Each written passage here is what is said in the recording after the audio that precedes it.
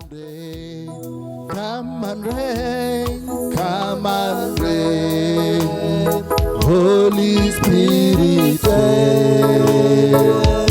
we welcome you to come and rain, oh, come and rain, come and rain, Holy Spirit, we welcome you to come and oh, tawala, tawala, oh, tawala, tatualika, tawala, oh, tawala, tawala, oh, tawala, takualika, tawala, oh, tawala, tawala, oh, tawala, takualika, tawala, maishani mwetu, tawala, oh, tawala, twakualika, utawale. Tunakushukuru Yesu asubuhi ya leo, jioni hii Bwana, wewe ni mwaminifu. Pokea sifa, pokea utukufu na heshima, maana hakuna mwingine kama wewe. Tunakualika ukatawale. Come and reign in our lives, Lord. Come and reign in our midst, Jehovah, in the name of Jesus. Tunakutukuza, tunalihimidi jina lako. Wewe ni mwaminifu siku zote. Come and reign in our lives, Jehovah, in the name of Jesus. Tunakushukuru kwa matendo yako. Asante kwa fadhili zako. Asante kwa neema yako Mwokozi. Tawala katika maisha yetu, tawala katika ndimi zetu, tawala Bwana katika jamii zetu. Tunakualika Roho Mtakatifu wa Mungu katawale katika jina la Yesu. Asante kwa sababu ya wote wanaotazama, asante kwa sababu ya wote wanaofuatilia ibada hii ya katikati ya wiki. Ninaomba Bwana ukatawale katika maisha yao, ukatawale katika jamii zao, katika biashara zao, shughuli zao za kila siku. Yesu, tunakualika ukatawale katika jina la Yesu. Asante kwa sababu ya matendo yako. Tunakualika mwezi huu, tunapoingia mwezi mwingine mpya, tumefika katikati ya mwaka. Baba, tunasema ni asante. Tunakualika ukatawale katika vipindi vilivyosalia, katika miezi iliyobakia, katika mwaka huu wa 2020. Tunakualika ukatawale. Tawala katika taifa letu, tawala katika viongozi wetu, tawala katika jamii zetu, tawala katika ulimwengu mzima. Roho Mtakatifu wa Mungu tawala. Asubuhi ya leo tunakuadhimisha jina lako, tunalitukuza jina lako, tukisema wewe ukatawale katika jina la Yesu. Hakuna Mungu kama wewe. Pokea sifa Yesu, pokea utukufu na heshima.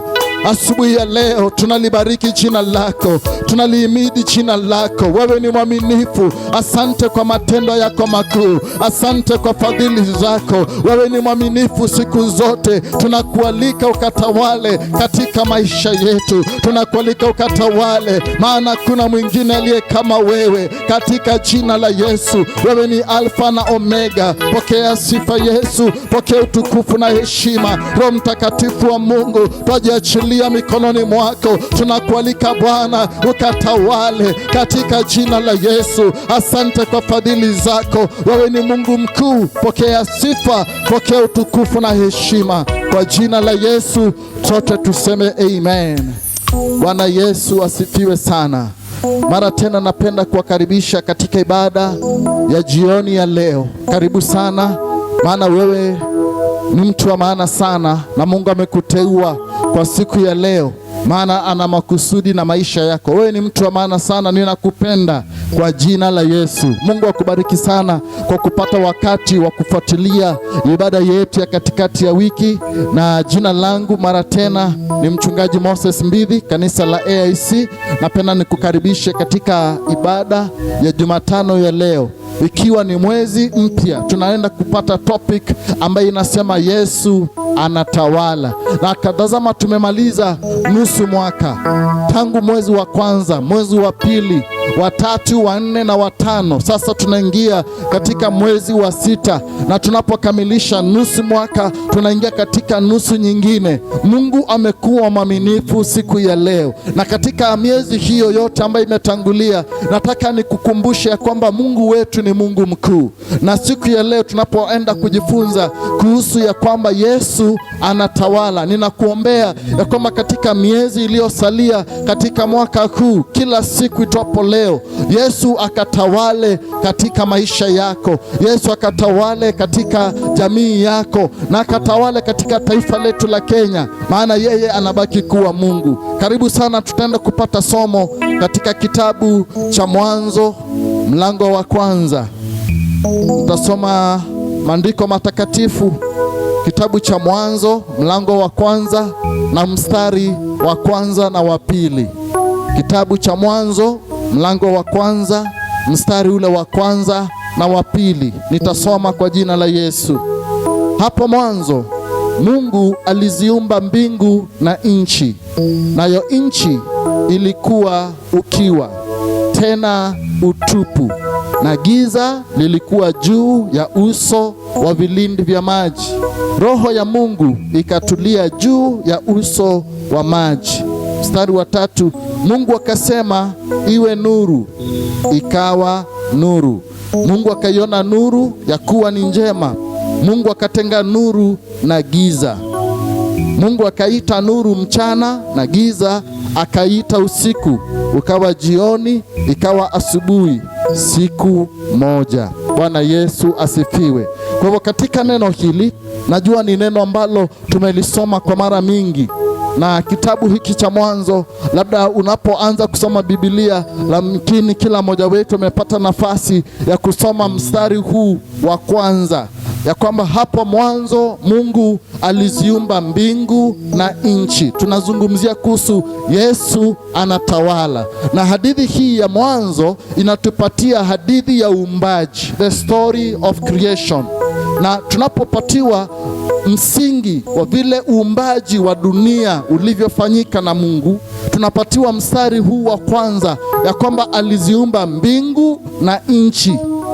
Lakini katika mstari wa pili neno linaendelea kutukumbusha hivi, nayo nchi ilikuwa ukiwa, tena utupu, na giza lilikuwa juu ya uso wa vilindi vya maji.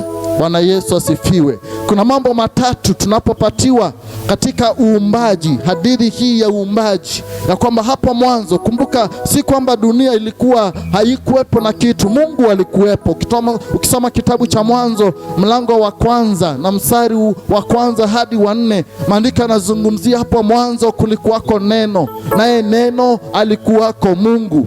Na kwa hivyo hapo awali Mungu alikuweko, na kwa hivyo bado yupo na bado atasalia kuwepo, maana yeye ni jana, leo na hata milele. Lakini hapa katika mstari wa pili tunapatiwa mambo yaliyotukia katika nyakati hizo, ya kwamba nayo nchi ilikuwa ukiwa, tena utupu, na giza lilikuwa juu ya uso wa vilindi vya maji.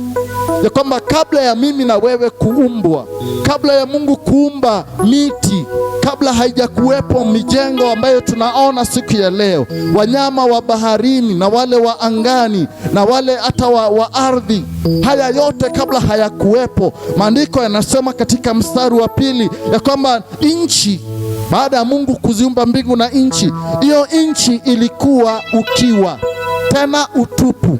Nataka upate picha ya jinsi ilivyokuwa, jinsi maandiko yana describe asubuhi ya leo, na yanasema ya kwamba kulikuwa ukiwa na kulikuwa na utupu. ya kwamba hakukuwepo na chochote. Wanyama tunaowafurahia siku ya leo, ndege tunazowaona wakifurahia mitini na wakipaa angani, hawakuwepo. Binadamu mwenzako unayemwona hakuwepo. Lakini katika nyakati hizo na wakati huo, maandiko yanasema ya kwamba nchi ilikuwa ukiwa, kulikuwa na hali ya utupu, hakukuwa na uhai, hakukuwa na wanyama, hakukuwa na hata na mimea, hakukuwa na kitu chochote, maana kulikuwa na hali ya ukiwa. Bwana Yesu asifiwe sana. Na baada ya kuwa na ukiwa na kuwa na utupu, there was a lot of emptiness. Maandiko ya Kiingereza yanasema void. Void ni kwamba ni kitu ya kwamba hakukuwepo na kitu chochote. Na kuongeza katika mstari wa pili, maandiko yanasema hivi, na giza lilikuwa juu ya uso wa vilindi vya maji. Bwana Yesu asifiwe sana. Giza lilikuwa limetawala, giza lilikuwa limeenea kila mahali, ya kwamba kulikuwa hakuna kitu na kulikuwa ni giza tu ilikuwa imetawala.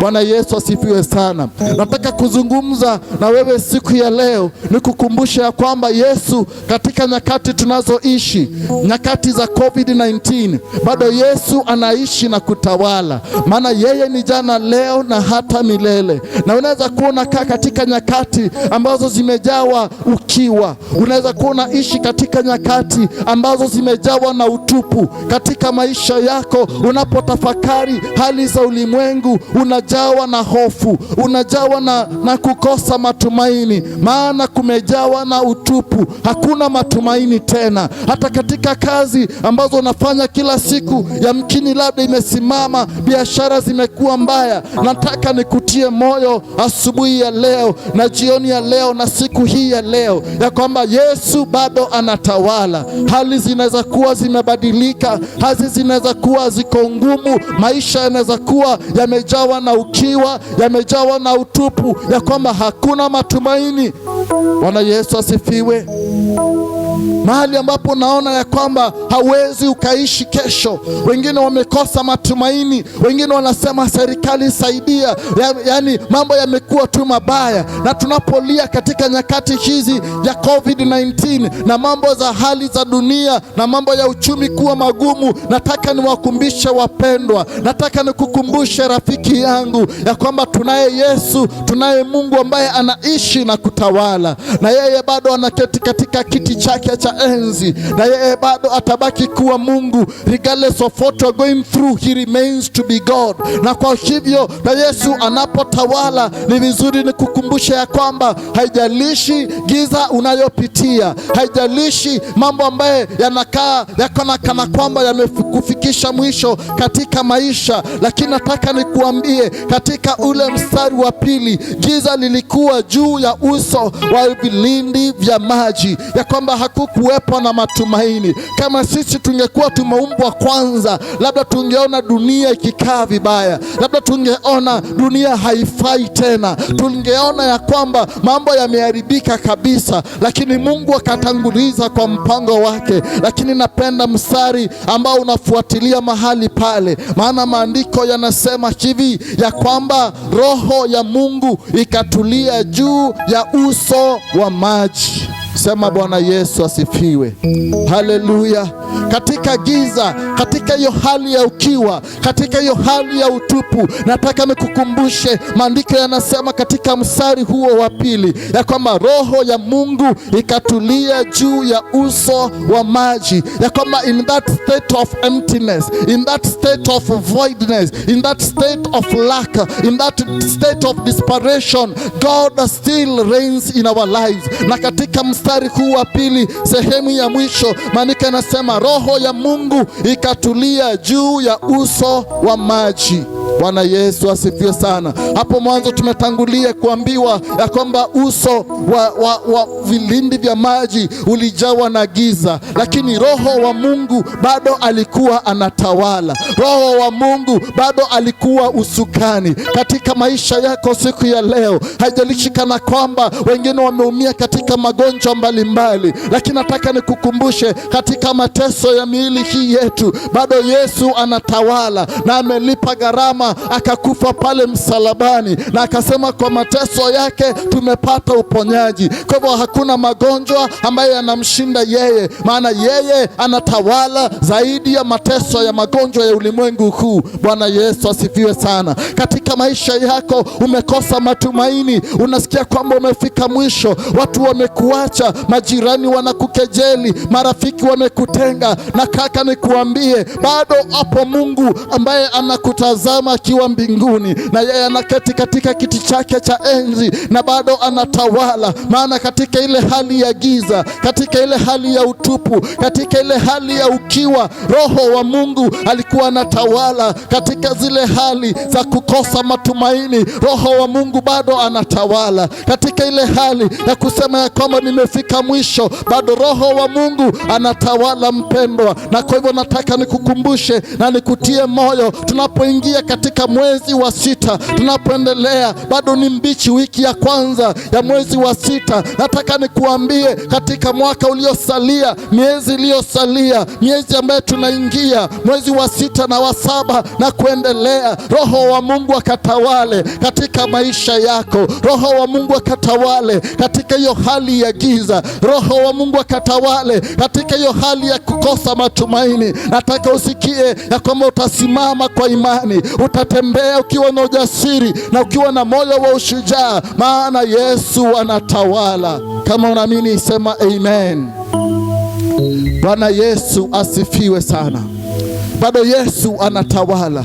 Haijalishi kama unataka kuinua mikono juu, haijalishi watu wanasema nini kukuhusu, lakini nataka nikukumbushe mchana wa leo ya kwamba Yesu anasema katika hiyo giza, Roho wake bado ako usukani. Katika hiyo hali ya kukosa matumaini, Roho wake bado anatawala. Katika hiyo hali ya magonjwa, ni ya mateso ya muda mfupi, yatakuja na kupita, maana Roho wa Mungu alitawala katika ile giza. Roho wa Mungu alitawala katika ile hali ya ukiwa, katika ile hali ya utupu. Roho Mtakatifu ako usukani.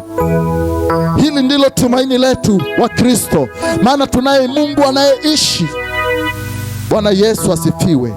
Katika mstari wa 4, mstari wa 3, Mungu anasema hivi: Mungu akasema iwe nuru, ikawa nuru. Mungu akaiona nuru ya kuwa ni njema. Mungu akatenga nuru na giza. Bwana Yesu asifiwe sana. Tumetanguliza mstari wa 2 ukituonyesha hali ya kuwa na ukiwa, hali ya kuwa na utupu, hali ya kwamba giza ilikuwa imetawala katika vilindi vya maji, lakini sasa Yesu anatawala. Mungu anakuja anaonyesha mamlaka na uwezo wake wa uumbaji, na katika mstari ule wa 3 anasema ya kwamba Mungu akaiona nuru ya kuwa ni njema. Bwana Yesu asifiwe sana. Na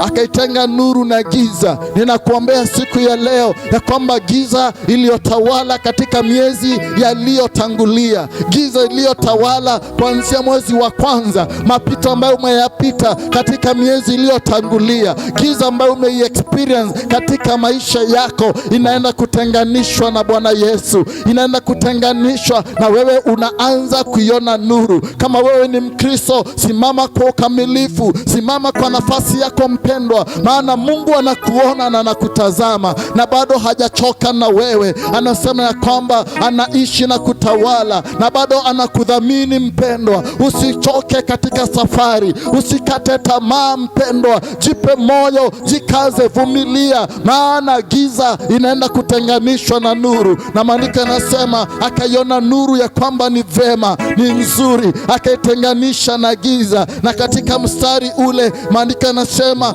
nuru akaita mchana, na giza akaita usiku. Nioni ya leo ninakuambia mchana wako unaenda kutangazwa siku ya leo katika jina la Yesu. Haijalishi umeyapitia mambo mangapi, haijalishi giza imetawala kwa miezi mingapi, lakini ninakuambia miezi iliyosalia, tunapoenda kukamilisha, utakuwa ni mwaka wa ushindi. Hata katika taifa letu la Kenya tunashindwa mambo gani yataendelea, na Na wapendwa, nataka niwatie moyo ya kwamba tusikose matumaini katika Bwana, hata kama taifa, maana Mungu atasimama pamoja na sisi. Yeye bado anatawala. Haijalishi tumeteseka, haijalishi kama biashara zimeharibika, haijalishi kama uchumi umekaa vile ulivyokaa, lakini kuna matumaini, maana Yesu wetu anatawala na bado yeye ana shughuli pamoja na sisi. He'll never give up with our lives. Na kwa kutoka kwa Mungu. Jina lake Yohana. Huyo alikuja kwa ushuhuda, ili ashuhudie ile nuru, wote wapate kuamini kwa yeye. Huyo hakuwa ile nuru, bali alikuja ili aishuhudie ile nuru. Kulikuwako nuru halisi, amtiaye nuru kila mtu akija katika ulimwengu. Bwana Yesu asifiwe sana. Neno hili linatukumbusha jambo la maana sana, ya kwamba Yesu alikuja. Katika mstari wa kwanza unazungumzia hapo mwanzo kulikuwako neno, naye neno alikuwako kwa Mungu, naye neno alikuwa Mungu mwenyewe. Na tukaona huyo Mungu alivyofanya katika mwanzo, katika hali ya uumbaji wa dunia. Na katika mstari ule wa 4 tunapatiwa ya kwamba ndani yake ndimo alimokuwa uzima, na ule uzima ulikuwa nuru ya watu. Yesu amekuja, amefunuliwa katika maisha yetu. Akakuja kama nuru ambayo inang'aa gizani. Akakuja kama nuru ambayo inatupatia matumaini, maana anasema ndani yake ndimo alimokuwa uzima. Bwana Yesu asifiwe. Kwa hivyo haijalishi umepitia giza ya aina gani, haijalishi umekuwa katika hali ya ukiwa, haijalishi umekuwa katika hali ya utupu, katika hali ya kuteseka. Ayubu, wiki iliyopita tulizungumzia hadithi ya Ayubu na vile alivyopitia mateso, lakini baada ya hapo akatoka na ushuhuda katika Ayubu chapter 42 verse 5, na anasema ya kwamba nilikuwa nimeyasikia kwa masikio, lakini sasa nimekuona kwa macho yangu. Na hivyo ndivyo inavyofanyika katika maisha yetu wapendwa. Tunaweza kuwa tumepitia katika hali ya kukosa matumaini, tunaweza kuwa tumeidhihakiwa na ulimwengu, lakini Yesu amekuja kama nuru ya ulimwengu kutupatia uzima, na tunapokaa ndani yake tunapata ule uzima, maana giza inapata kutoweka, nayo nuru yang'aa gizani, wala giza halikuiweza. Bwana Yesu asifiwe. Maana giza haina mamlaka juu ya yeye anayetawala na kutuletea nuru katika maisha yetu. Nataka niombe pamoja na wewe jioni ya leo. Nasikia kwamba Mungu anakupenda na Mungu anakudhamini sana. Wewe usichoke katika safari, endelea kukaza mwendo. Ni kweli kanisa lilifungwa milango, lakini wewe kaa katika hali ya kumtumainia Mungu, kaa katika hali ya kumtegemea Mungu, maana hata katika nyakati hizi bado yeye anatawala. Na ndiposa jioni ya leo nataka nikuzungumzie na katika maisha yako ya kwamba Yesu bado anatawala. Hebu sema tu kwa kinywa chako, Yesu anatawala.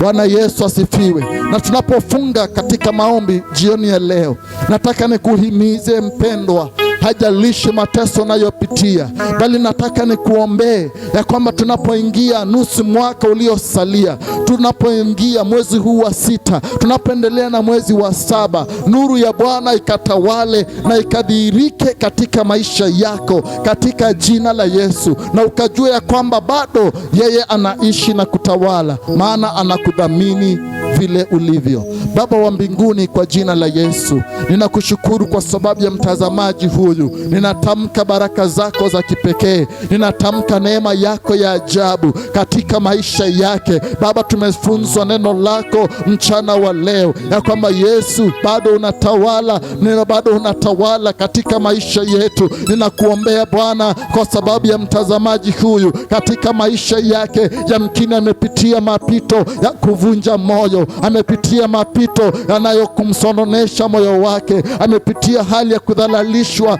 na ulimwengu huu, lakini siku ya leo ninataka nikuombee ya kwamba bado wewe unatawala katika maisha yake. Asante, maana umetuhimiza ya kwamba wewe unaketi katika kiti chako cha enzi na unatawala katika hali za giza, unatawala katika hali ya ukiwa, unatawala katika hali ya utupu, katika jina la Yesu. Na vile neno lako limesema ya kwamba wewe ndiye nuru, na jinsi ulivyotawanya na kuiseparate giza pamoja na nuru, na nuru ukaita mchana na giza ukaita usiku. Hivyo ndivyo ninavyotangaza katika maisha ya mpendwa huyu, ya kwamba Bwana akaone tofauti katika maisha yake, akapate mwelekeo mpya, akapate kutambua vile unavyotawala katika maisha yake, unapoiseparate kila aina ya giza katika mapito ya maisha yake, katika familia yake, katika jina la Yesu. Hata kwa sababu ya taifa letu la Kenya, ninaomba Bwana ukaendelee na kuzidi kutawala katika maisha yetu, maana wewe ni mwaminifu, hakuna wa kufanana na wewe. Jina lako libarikiwe, jina lako lipewe sifa. Tawala Bwana, tawala Yesu, kawala katika maisha yetu. Tunajiachilia mikononi mwako, niposa ukatawale na kupata nafasi ya kwanza.